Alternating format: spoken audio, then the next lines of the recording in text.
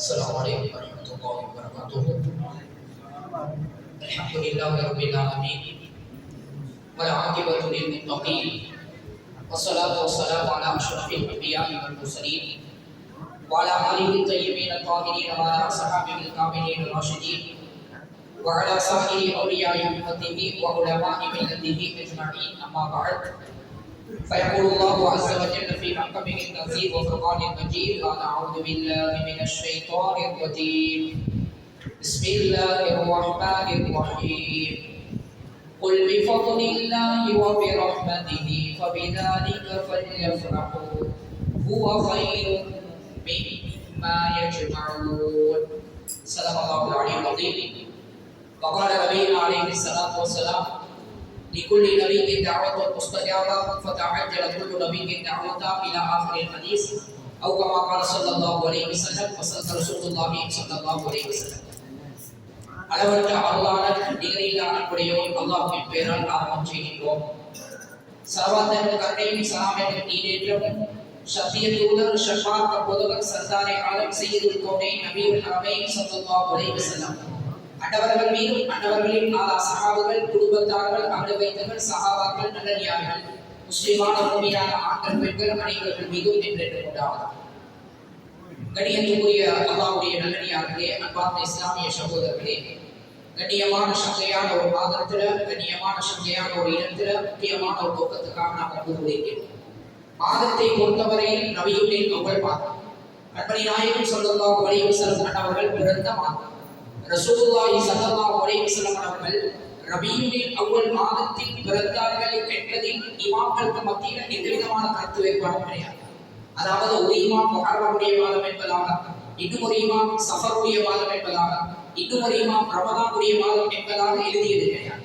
ஒட்டுமொத்த இமாம்களும் உறுதிப்படுத்தியுள்ளார்கள் ரசூலுல்லாஹி ஸல்லல்லாஹு அலைஹி வஸல்லம் அவர்கள் ரபியுல் அவ்வல் மாதத்தில் பிறந்தார்கள் என்ற அந்த செய்தி. ரபியுல் அவ்வல் மாதத்தில் எந்த பிறையில பிறந்தார்கள் என்பதில் ஒரு சில கருத்து வேறுபாடுகள் இருக்கிறது. ஒரு சில இமாம்கள் 9வது பிறை என்பதாக, இன்னும் ஒரு சில இமாம்கள் 11 பிறை 11வது பிறை என்பதாக, இன்னும் ஒரு சில இமாம்கள் ஜம்ஹூர் உலமாக்கள் அதிகமான இமாம்களுடைய கருத்து ரசூலுல்லாஹ் ரபியுல் அவ்வல் மாதம் 12வது பிறையில் பிறந்தார்கள். அது மாத்திரமல்லாமல் பொய்யின் மீது ஒன்று சேர முடியாத பெரிய ஒரு கூட்டம் வாழையடி வாழையாக முத்தவாத்தியுல் அமல் என்ற அளவுல சொல்வாங்க. ரபியுல் அவ்வல் மாதத்தில் 12வது தினத்தில் ரசூலுல்லாஹ் பிறந்ததை கொண்டாடி வருகிறார். அதே ரபியுல் அவ்வல் மாதத்தில் தான் ரசூல் ஸல்லல்லாஹு அலைஹி வஸல்லம் அவர்கள் 12வது பிறையில் வஃபாத் ஆயினார். அப்ப அவர்களுடைய ஹயாத் பிறந்ததும் 12வது தினம், வஃபாத் ஆகியது 12வது தினம். ரசூலுல்லாஹ்வுடைய வஃபாத் என்பது எங்களுக்கு கவலைக்குரியவை, அதை நாம் கொண்டாட அவசியம் கிடையாது. ரசூலுல்லாஹ் அல்லாஹ் தஆலா நமக்கு தந்தது என்பது ஒரு அருட்கொடையாக இருக்கின்றது. நாம் அதை சந்தோஷத்தை வெளிப்படுத்துவதற்கு கடமைப்பட்டோம்.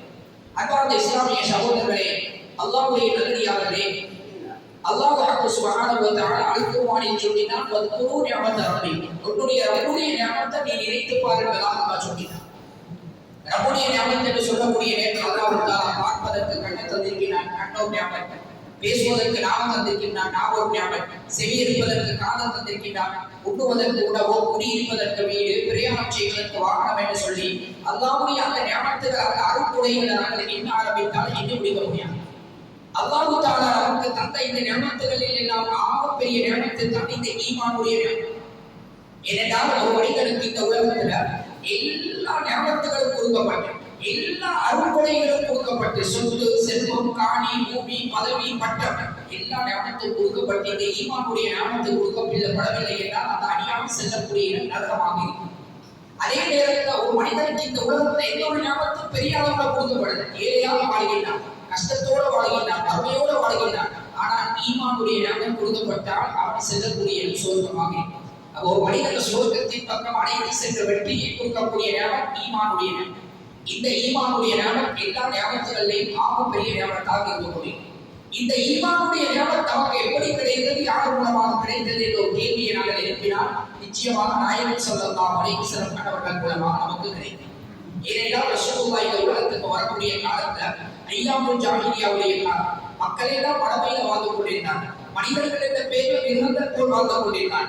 அப்படிப்பட்ட காலகட்டத்தில் தான் நாயகன் ஸல்லல்லாஹு அலைஹி வஸல்லம் கண்டவர்கள் வந்து மினத்தொடு மாத்தியிலோ இருளை இருந்த அந்த மக்களை பிரகாசத்தின் பக்கம் ஒளியின் பக்கம் எடுத்து அவர்கள் அல்லாஹ் என்றால் யார், ரசூல் என்றால் யார், குர்ஆன் என்றால் என்ன, ஹதீஸ் என்றால் என்ன, எப்படி தொழுவது, எப்படி நோன்பு நோற்பது, எப்படி ஹஜ்ஜுக்காக செய்வது என்றெல்லாம் புனிதமான இந்த ஈமானுடைய பொக்கிஷத்தை போதித்தார்கள் நாயகன் ஸல்லல்லாஹு அலைஹி வஸல்லம்.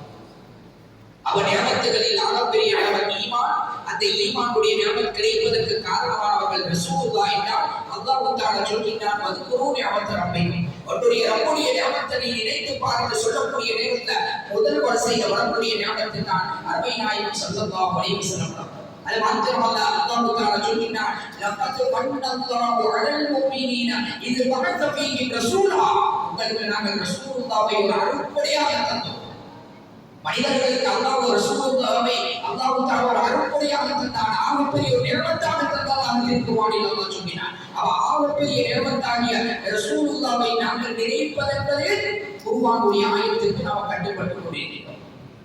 அன்பார்ந்த இஸ்லாமிய சகோதரர்களே, கண்மணி நாயகம் ஸல்லல்லாஹு அலைஹி வஸல்லம் அவர்கள் ரபீஉல் அவ்வல் மாதம் 12வது பிறையில் மக்கத்துல் முக்கர்ரமாவில் பிறந்தார். மக்காவை அல்லாஹ் தஆலா பிறக்கும் இடமாக தேர்ந்தெடுத்தார். இந்த உலகத்தில் ஆக சிறந்த பூமி மக்கத்துல் முக்கர்ரம், புனிதமான அந்த அரப் ஷரீஃப் இருக்கிறது. அல்லாஹ் தஆலா தன்னுடைய காபா என்ற ஆலயத்தை எடுத்து நிலைநாட்டியிருக்கிறார். அரப் ஷரீஃபுக்குள்ள அனைவருக்கும் நுழைய முடியாது, அரப் ஷரீஃபுக்குள்ள சென்று பாவம் செய்ய முடியாது. அப்படி பாவம் செய்தால் அதற்கு குற்றப்பரிகாரம் கொடுக்க வேண்டும். அந்த அமைப்பில் தான் அல்லாஹ் தஆலா அரப் ஷரீஃப் ஆக்கியிருக்கிறார். உலமாக்கள் கிதாபுகளில் எழுதியிருக்கிறார்கள், 6 கூட்டத்தார்களுக்கு எல்லா நபிமார்களும் ரசூலுல்லாஹ் தானம் செய்திருக்கிறார். 6 கூட்டத்தார்களுக்கு அல்லாஹ்வால் அனுப்பப்பட்ட எல்லா நபிமார்களும் ரசூலுல்லாஹ்களும் சாபமிட்டிருக்கிறார்கள். முதலாவது சொல்கிறார்கள், அஸ்ஸாஇது ஃபீ கிதாபில்லாஹ், அல்லாஹ்வுடைய கிதாபில் அல்லாஹ்வுடைய கலாம்ல குர்ஆன்ல அதிகரிப்பை ஏற்படுத்தக்கூடிய 30 ஜுஸ் 32 ஜுஸ் சொல்லுங்க. அன்பார்ந்தவர்களே, இரண்டாவது அல் முகத்திம் ஒரு கதிரில்லா, அல்லாஹ்வுடைய கலா கதிரை பொய்ப்பிக்கக்கூடியவர். ரசூலுல்லாஹ் சஹாபாக்களுடைய காலத்தில் ஒரு கூட்டத்தார்கள் இருந்தார்கள், கதிரியா என்று சொல்லப்படக்கூடிய ஜபரியா, கதரியா, முஅத்தஸிலா என்று சொல்லி வழிபட்ட கூட்டத்தார்கள் ரசூலுல்லாஹ் சஹாபாக்களுடைய காலத்தில் இருந்தார்கள். அல்லாஹ் ரப்பாக ஏற்றுக்கொண்டார்கள், ரசூலுல்லாஹ் நபியாக ஏற்றுக்கொண்டார்கள், இஸ்லாம் மார்க்கத்தை தன்னுடைய மார்க்கமாக ஏற்றுக்கொண்டார்கள். ஆனால் கலாக்கதரை நம்ப மாட்டார்கள். நாம் ஒரு செயல் செய்கின்றோம் என்றால் அல்லாஹ் நாடியபடி நடக்கிறது. அதுதான் என்னுடைய ஈமான். வல் கத்ரி கைரிஹி வ ஷர்ரிஹி மினல்லாஹி தஆலா, நலவாக இருக்கலாம், கெடுதியாக இருக்கலாம், அனைத்தும் அல்லாஹ்வுடைய பொறுப்பு. ஒரு மனிதன் விழுந்து விட்டான், அல்லாஹ் நாடியிருக்கிறான், விழுந்து விட்டான். ஒரு மனிதன் ஒரு கொடை கிடைத்திருக்கிறது, ஒரு நியமத் கிடைத்திருக்கிறது, அல்லாஹ் நாடினான் கிடைக்கிறது. இது நம்முடைய ஈமான். ஆனால் அவர்கள் கதிரியாக சொல்வார்கள், எப்படி இல்லை, நடந்ததற்கு பின்னால் தான் அல்லாஹ்வுக்கு தெரியும் என்றார். அன்பார்ந்தவர்களே, அவை இந்த கலாக்கதிரை பொய் வைக்கக்கூடியவர்களுக்கு எல்லா நபிமார்கள் ரசூலுமார்கள் தானம் செய்திருக்கிறார். மூணாவது அல் முஹைஸு பிமா அக்கதல்லாஹ், அல்லாஹ் தஆலா கேவலப்படுத்தினவர்களை கண்ணியப்படுத்தும். ஃபிரௌன் சிறந்தவன், ஆமான், காரூன் வாழ்ந்தான், அவனை போல் வாழ வேண்டும் என்று சொல்லி அல்லாஹ் கேவலப்படுத்தினவர்களை கண்ணியப்படுத்தக்கூடியவர்களுக்கு எல்லா நபிமார்களும் தானம் செய்திருக்கிறார். நாலாவது அல் முதில்லு பிமா அஸ்ஸல்லாஹ், அல்லாஹ் கண்ணியப்படுத்தினவர்களை கேவலப்படுத்தும். அல்லாஹ்வுடைய நபிமார்கள், இறைநேச செல்வர்கள், நல்லடியார்கள், நாதாக்கள், சஹாபாக்கள், தாபீன்கள், இவர்கள் அல்லாஹ் கண்ணியப்படுத்தியிருக்கிறார். அப்படிப்பட்டவர்களை கேவலப்படுத்துவதற்கு மற்றவர்களுக்கு எல்லா நபிமார்களும் தானம் செய்திருக்கிறார். ஐந்தாவது அல் முஸ்தஹீது பிமா அஹல்லல்லாஹ், அல்லாஹ் தஆலா ஹலாலாக்கியதை ஹராமாக்கும். அப்படிப்பட்டவர்களுக்கும் எல்லா நபிமார்களும் ரசூலுமார்கள் தானம் செய்திருக்கிறார்கள். ஆறாவது அல் முஸ்தஹீது ஃபீ ஹரமில்லாஹ், அல்லாஹ்வுடைய ஹரத்துக்குள்ள ஹராமான விடயங்கள் ஹலாலாக்கக்கூடியவை. ஹரம் ஷரீஃபுக்குள்ள யுத்தம் செய்வது ஹராம். ஹஜ்ஜாஜ் பின் யூசுப் என்ற அரசன் அதை ஹலாலாக்கினார். அவருடைய மௌத்துடைய நேரம் அவருடைய உம்மா அவரது பக்கத்தில் அழுது கொண்டிருக்கிறார்கள். அந்த ஹஜ்ஜாஜ் பின் யூசுப் கேட்கிறார், என்னுடைய உம்மாவை, என்னுடைய தாயை அழுவதற்கான காரணம் என்ன? அவருடைய தாய் சொல்கிறார், மகனே, நீ செய்த அநியாயங்கள், அட்டூழியங்கள், அட்டகாசங்கள், பாவங்களை நினைத்து நீ நரகத்துக்கு செல்வாய் என்று சொல்லி நான் அறிகின்றேன்.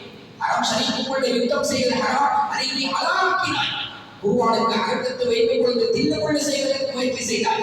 இப்படியான பாவங்கள் எல்லாம் நீ செய்து நீ நரகத்துக்கு செல்வாய் என்பதை நினைத்து நான் அறிவிப்பேன் என்பதாக சொன்னவுடன் ஹஜ்ஜாஜ் பின் யூசுப் அவருடைய தாயை பார்த்து சொல்கிறார், அவருடைய உம்மாவை பார்த்து சொல்கிறார், என்னுடைய தாயே, என்னுடைய உம்மாவை, என்னை பெற்றெடுத்த தாயாகிய உங்களுக்கு நான் நரகம் செல்வது கவலையாக இருக்கின்றது என்றால் உங்களை பல மனது இறக்கமுள்ள அந்த ரப்பு என்னை நரகத்தில் போடுவார். அதனால் தான் உலமாக்கள் சொல்கின்றார்கள் ஹஜ்ஜாஜ் பின் யூசுப் ஒரு அநியாயக்கார அரசனாக இருந்தால் பலவிதமான சூழ்ச்சிகள் இஸ்லாத்துக்கு எதிராக செய்தாலும் கடைசி முடிவுல கொஞ்சம் அல்லாஹ்வின் மீது நல்ல நம்பிக்கை வைப்பதனால் அவனுக்கு எதிராக ஃபத்வா சொல்ல முடியாது. அல்லாஹ்வுடைய கையில் விட்டு விட வேண்டும். அன்பார்ந்தவர்களே, என்ன சொல்ல வருகின்றோம் என்றால் ஹராம் ஷரீஃப் என்பது ஒரு புனிதமான ஒரு பூமி. அதில் பல விடயங்கள் ஹராமாக்கப்பட்டிருக்கிறது. அப்படிப்பட்ட அந்த பூமியில் அல்லாஹ் தஆலா எங்களுடைய ஹபீப் ஸல்லல்லாஹு அலைஹி வஸல்லம் அவர்கள் அல்லாஹ் பிறக்க செய்தார். உலகத்தில் 2000க்கும் மேற்பட்ட பாஷைகள் இருக்கிறது. அல்லாஹ் தஆலா அரபு பாஷையை ரசூலுல்லாஹ்க்கு தேர்ந்தெடுத்தார். ரசூலுல்லாஹ் சொன்னார்கள், அரபை நீங்கள் நேசிங்கள். ஏன் தெரியுமா? அது என்னுடைய பாஷை, சுவர்க்கத்துடைய பாஷை, அல் குர்ஆனுடைய பாஷை என்று சொன்னார்கள். பெருமானார் சொன்னார்கள், ஃபமன் அஹப்பல் அரப ஃபபிஹுப்பி அஹப்பஹு வமன் அபகல அரப ஃபபிஹுப்பி அபகல. யார் அரபை நேசித்தாரோ அவர் என்னை நேசித்ததன் காரணமாக அரபை நேசித்தார். யார் அரபை கோபிக்கிறாரோ அவர் என்னை கோபித்ததின் காரணமாக அரபை கோபிக்கிறார் என்ற அடிப்படையில் ரசூலுல்லாஹ் அரபை கொஞ்சம் உயர்த்தி சொல்வார்கள். குர்ஆனுடைய வாசை என்பது